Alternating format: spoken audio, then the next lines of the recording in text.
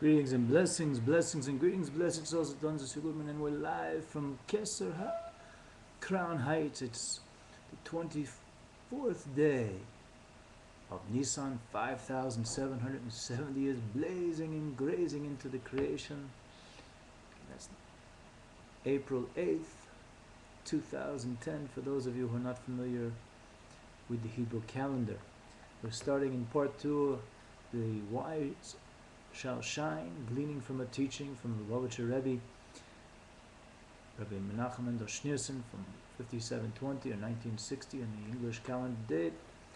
And I just thought to embellish the teaching today, and hopefully in a series of teachings that will emanate from this teaching of the Rebbe, it's called in Chassidut Maimar, that we would elucidate fine examples of maskilim, the wise. Now, continuing in part 2, we see that the Zohar, the book of light, the book of shining, also we of Israel consider it to be the book of Revelations in contrast to the book of Revelations in the New Testament, but it's far more encompassing, dealing with many concepts which most of the blessed children of Noach have never heard of because they don't learn Hebrew or Aramaic. Many of these translations have been put into English, so it is accessible to all the blessed inhabitants of the world, and probably has been translated into a few other languages, if not in the entirety of the Zohar, but with some portions of it, for all to gaze upon the wisdom of the Most High as it manifested through the blessed teachings of Rabbi Shimon Bar Yochai. So with that being said, blessed souls, Israel has been promised through the teachings of Rabbi Shimon Bar Yochai that we will be redeemed in a merciful way by learning and tasting from the tree of life as it had manifested through Sefer Zohar, the book of Zohar. And also we do know that the Baal Shem Tov, in a letter to his brother-in-law, a letter that was written concerning an event which took place in 1746 in the English calendar date, which would be 264 years ago, that he experienced something called an Aliyat Neshama, an ascension of the soul. And perhaps one day at a future taping we'll read from that letter more in depth.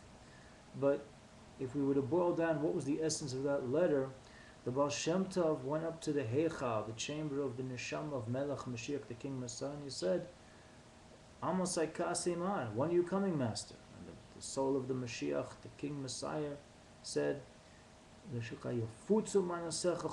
the well springs of your teaching spread all around the world.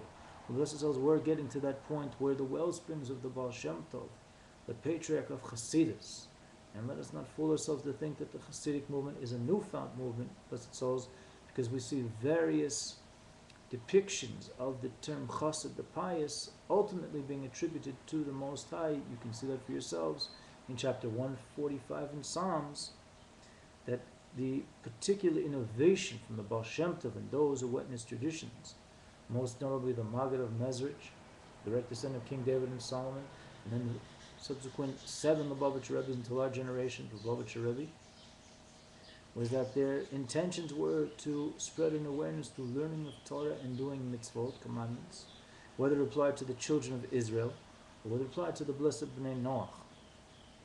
So the implications of the statement of the Zohar is that the wise will shine, that even before the full manifestation, Mashiach Tzidkenu, we will see the teaching of the wise dispersed throughout the world, to the blessed souls of this world.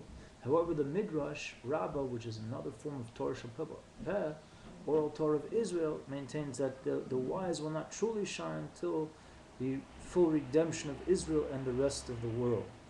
So I'd like to stop here for a moment, blessed souls, to give you an example of who would be an example of maskil. Well, I know from my own research, blessed souls, that when one learns Zohar and the explanations, elucidations of Zohar, we see the maskil, the wise, the subtle instruction in someone who's called wise, someone who has that extreme, essential sensitivity to Elokut, divinity. And those who are the best examples of those who could be called maskilim, even though they're called with even a higher title, are the Nevi'im, the prophets of Israel, not only been prophets of the nations, but that will be for another time. We can talk about that. So I'd like to talk to you about one maskil, one Navi, one wise man, one prophet of Israel, everyone is pretty aware, especially those of you, I'm sure, who are watching these videos, is Isaiah, Yeshayahu Navi. Isaiah the prophet, who is also known in our tradition of Israel as the Navi Hagu'ula, the prophet of redemption. And I would just like to point out, before my laptop conks out, just bear with me please, this is the beauty and perhaps the lacking of a live taping with no editing, and I admit my lack of sophistication. Hold on one second. Let's just plug in our cord so we don't run out of energy. Hold on.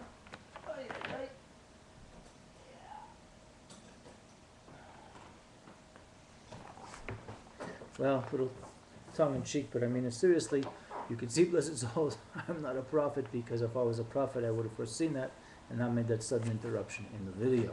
Okay, that being aside, there have been assertions by people of other faiths, in particular the Christian religion, that there is a first commandment in the Torah. Well, the first commandment in the Torah is not love your neighbor as you love yourself, which is a beautiful commandment, which Hillel Azakin, Hillel the elder, had based the whole Torah upon. The rest is just an explanation upon it. But actually, the first commandment of the Torah is be fruitful and multiply, which you can see in the book of Genesis that was given to Adam, Chava, original man and woman, and then to Noach and his blessed children, and recommended to Israel at Mount Sinai. But there have been various maskilim, wise men, Nevi'im, and 3 of them I'll mention here, but I'll mention the 6 fundamental principles of Isaiah.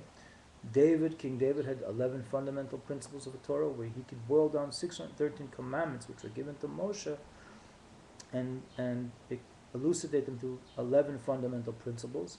Micah the Navi, the prophet, could boil them down to 3 fundamental principles, but I'd like to explain and elucidate on what Isaiah taught as 6 fundamental principles, as is taught in the Talmudic tractate of Makot. So Isaiah came and condensed the 613 commandments to 6 fundamental principles. Number 1, he who walks with righteousness. 2, speaks with truthfulness. 3, spurns extortionate prophets.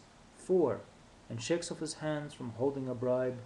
5, he seals his ears from hearing of bloodshed. 6, and shuts his eyes from seeing evil.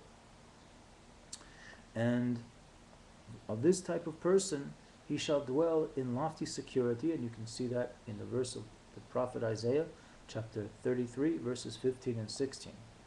The number 1 principle of working with righteousness, this is referring to Father Abraham.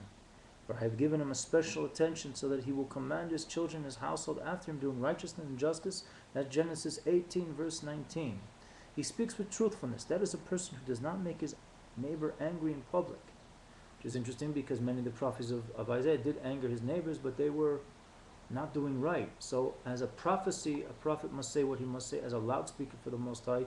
But otherwise, the prophet Isaiah is exhorting us not to intentionally anger people. When it comes to prophecy, if people get angry, well, they have to repent, do tshuva. He spurns extortionate prophets. For example, was given of Yishmael ben Elisha, which is another Talmudic tractate. Another one, he shakes off his hands from holding a bribe, like for example, of Yishmael ben Yossi. He seals his ears from hearing of bloodshed, like Rebbe Shimon, who never remained silent when he heard a young Torah scholar being maligned, but spoke in his defense. And also, he shuts his eyes from seeing evil, as mentioned above, as the 6 principles of Isaiah the prophet. Michia bar Abba taught, for Rabbi Chia bar Abba said, this refers to a person who does not gaze at women when they stand washing clothes in the courtyard. And about such a person, it says in Isaiah 33, verse 16, he shall dwell in lofty security. Well, blessed souls, it was kind of a succinct ending here, kind of sped things up. Excuse me for the delay. And the fact that I'm not a prophet, I didn't foresee I would run out of energy, but we reconnected.